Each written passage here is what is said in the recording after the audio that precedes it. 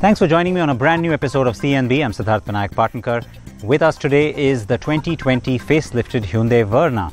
Yes, you can see the car right here. This is also the new variant that's been added, which gives you a brand new powertrain. So let's not waste another second and jump straight into my review of the new Verna.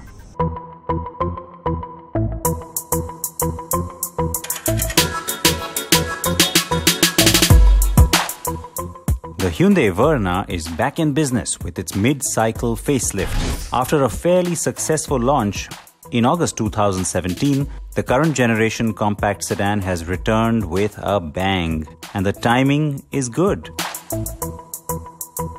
Now, in any facelift, you get some minor changes, but I have to say with the Verna, the changes are pretty extensive.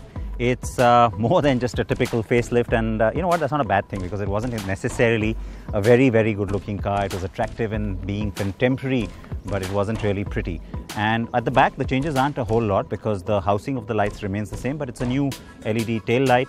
The bumper has been enhanced, and this is the sport model, the turbo. And so you've got this glossy black scuff plate, little thin chrome element as well, and then of course the twin chrome tipped exhaust. That's new. And then there's this pattern in here that's been embedded into the bumper. That's again only on the sport. This is the top end, so of course you've got the dual tone alloy wheels. The profile of the car, all of the other things on the side, not a whole lot of changes. But in the front, again, huge changes, because there's two things here. First, the car is now more in keeping with the global design language, and so we're not waiting for the next generation to see that come in. It's nice to see that come in right now. So it's a lot like the new global Sonata. The Cascade grille, which used to have sort of rounded edges, has become much edgier and sharper. And then you've got this very angular, very edgy design in this glossy black grille. Now that's again only on the sport model, so only the turbo gets this. And the regular car, if you will, has a more honeycomb sort of a pattern, and it's chrome. So it's a really big in-your-face chrome grille. But you can see it's got bigger, it's stretched out, and the edges, like I said, are a lot more angular. Angular is what you get even in the metal here. You can see a lot more straight lines and sharp cuts. Yes, it's different, it's attractive. It's also a good way to prepare for the new i20, which has a similar sort of a face that's coming. And this is what you will get increasingly from Hyundai going forward. So I have to say, the sport model with that black grille, yeah, that definitely looks better than the chrome version. So the Verna looks new and more modern now.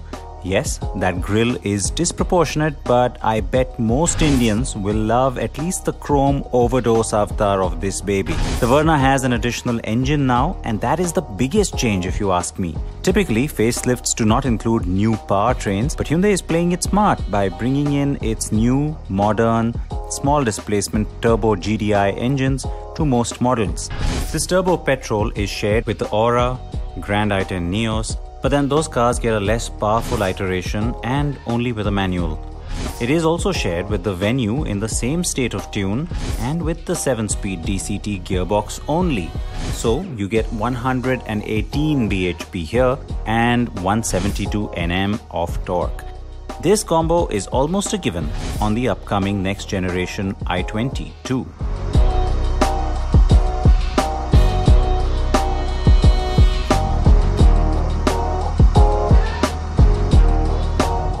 Now, I've always hated using the taglines that the OEMs throw at us. They're calling this one the spirited Verna, and I have to say, it kind of works, because the addition of this engine to this lineup, you know, a lot of people thought 1 liter, will it be good enough for the Verna? It makes the car come alive. It's even got a nice audible growl to it, which is not disturbing. It actually sounds quite nice. It certainly has a different character than the one that we've seen on the Venue. I mean, that's fairly nice and sporty too, but here I think it really seems like there are longer revs. It's giving you a little bit more of that control, and then of course the paddle shift thrown in helps you to take over some of that control from the car as well. So the point I'm trying to make though is that it definitely feels more sporty. The handling on this new generation was always good. steering was a lot more improved than the old car. So what's the downside? Well, I would have preferred a slightly more hefted and planted feel to the suspension, and a slightly stiffer, sportier feel to the steering. That's the only thing that kind of goes against the character of what's otherwise definitely a nice and sporty variant.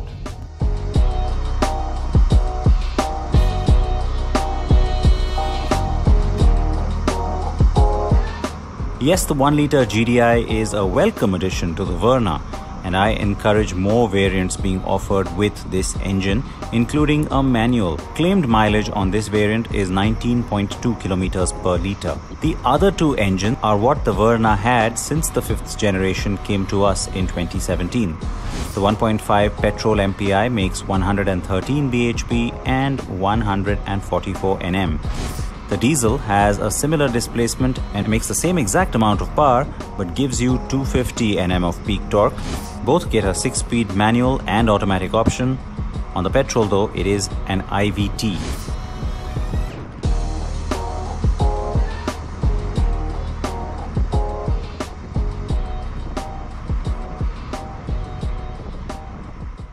So a feature that's been carried over from its big sister, the Elantra, is the smart trunk. So imagine you got lots of stuff in your hand and you approach the car, the keys in your pocket, a little beep, and the trunk pops open on its own, or the boot as I like to call it. Throw in what you have, and that's certainly convenient. Of course, it's only on the top end.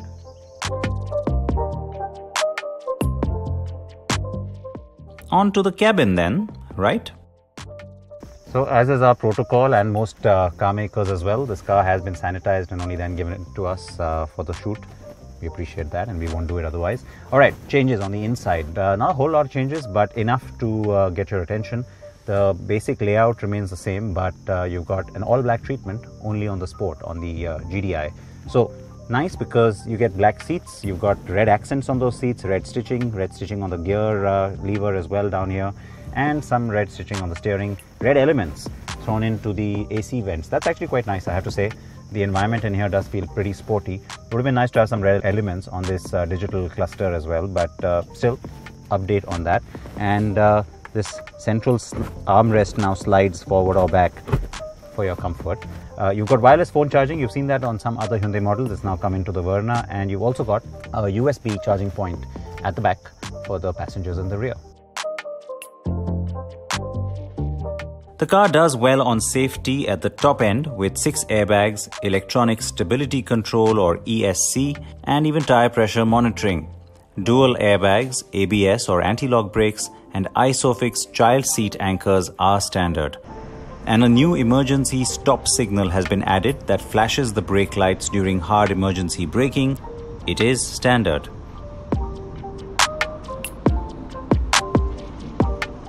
And then finally, the prices. Hyundai put up prices of the new facelifted Verna on its website way back in March, so we've known these for a while. The new petrol GDI has just one fully loaded top-end version priced at 13,99,000 rupees. The 1.5 MPI petrol with manual transmission starts at 9,30,000 and goes all the way to 12,59,000 rupees. On the IVT or CVT automatic variants, the prices range from 11,95,000 to 13,84,000 rupees. The diesel manual is priced between 10,65,000 and 13,94,000 rupees, while the automatic gearbox options are from 13,20,000 to 15,09,000 rupees ex-showroom.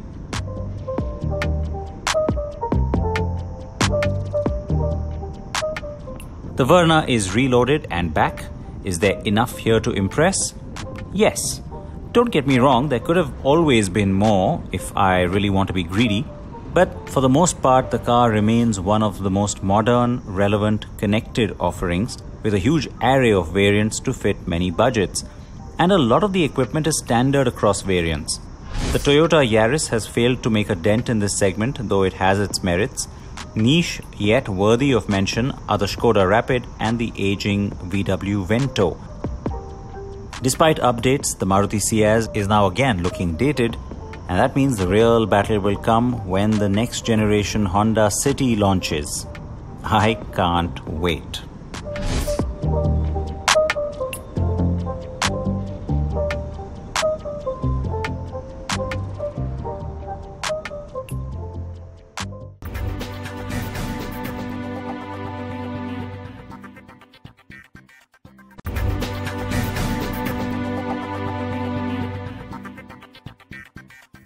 Welcome back to CNB.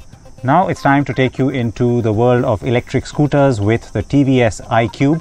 For those of you who still don't know what this scooter is all about, it's still one of the newest launches from TVS, and here's our review.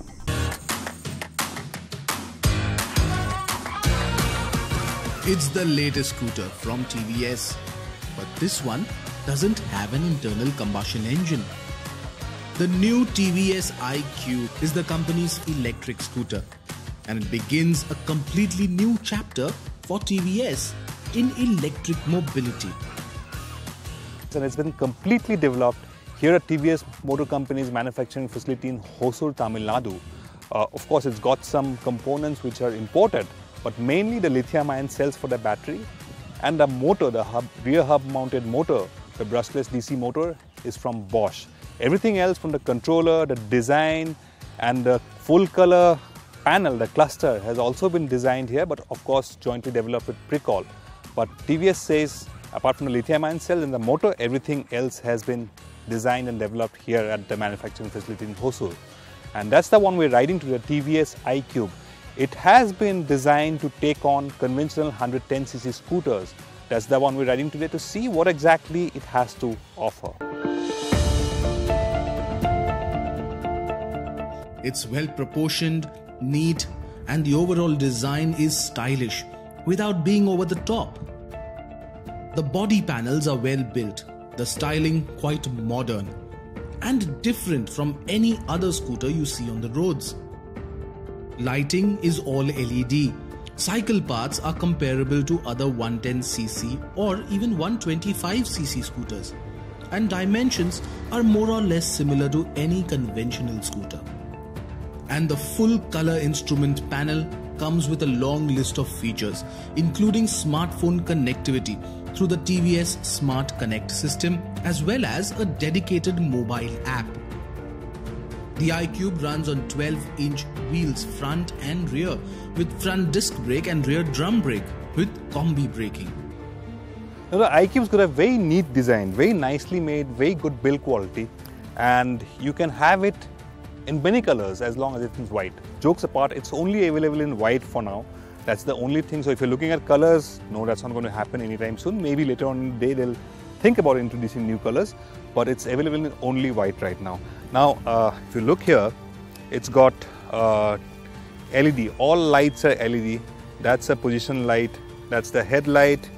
Then you get a LED indicators, turn blinkers, both sides, and you get a full color TFT screen, which is this. That's the full color TFT screen. Now, to start off, it's got a side stand indicator. So as long as the side stand is down, you can't start the scooter. You'll have to put the side stand on, and now it's on. There's no starter, it's just on, it can go. And there's also a park assist. What you can do with the park assist, it's got a speed rated for forward, I think about 8-10 kilometers per hour, and you can also reverse park it like this. It will go reverse, and it's got a beep sound to warn people that you're reversing the scooter. So that's the park assist, and of course the side stand engine cutoff, which you cannot start the scooter when the side stand is down. Now if you look at storage space, you've got a couple of nifty hooks. There's one here. You can hang a grocery bag or two here, but if you want to access the underseat storage, there is no remote hatch. You'll have to take off the key from there, come here, there's another slot here, and open the hatch from here. It's a decent enough storage space. You can store a few things here, but not big enough to store a full face helmet. A half face helmet you can definitely store. There's a USB socket here to charge your mobile phone on the go if you want. There's a light here, but to access that, you'll again have to use the key and put it in the slot and turn it on. That's the light.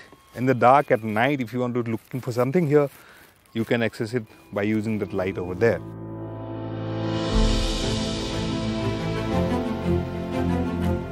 The iQube gets 3 lithium-ion battery packs totaling 2.25 kilowatt hour, which power the brushless DC motor with peak power of 4.4 kilowatts. In horsepower terms, that's approximately 6 brake horsepower. It's quiet, as is expected from the electric drivetrain, and the instant torque propels you forward with urgency. The claimed top speed of more than 70 km per hour is achieved without fuss, and it will happily cruise between 60 and 70 all day long. But you have to choose sport mode for that kind of performance. Range, however, will be compromised with full performance. The iQube also offers regenerative braking, so every time you close the throttle to slow down, energy is transferred to recharge the battery. And show it some spirited riding, the iQube is no exception to engaging dynamics. And the best part is that there's no noticeable compromise in performance even with a pillion on board. In fact, the pillion seat offers quite a comfortable perch. So electric, the first thing that you might be concerned about is range. How much will it go on a full charge? This one comes with two modes, Eco and Power mode. Eco, of course, is the speed is limited. Power, it's got full power, so it goes up to about 78 km per hour top speed. Eco, the speed is limited to about 53-55 km per hour. In Eco mode, this one would give you a range of about 75 km on a single charge. And in Power mode, it will give you about 55 km per hour on a single charge. While you're riding here, it's quick from the get-go. It's got a 118 kg curb weight, not light by any standards, but the best part is quick from the get-go. Not very quick, but it's got decent pulling power, and the torque kicks in very nicely. It's got a 4.4 kilowatt output from the motor. That's about, in BHP terms, about 5.96 BHP of power. But what you feel is that the torque, 140 Newton meters of it, pulls cleanly, and you feel a rush of torque while you're riding this scooter. And the best part is, it's a nimble handler out on the track. It's really planted, very stable, and we've tried riding pillion also on this. I have sat on it, I have ridden with a pillion on it.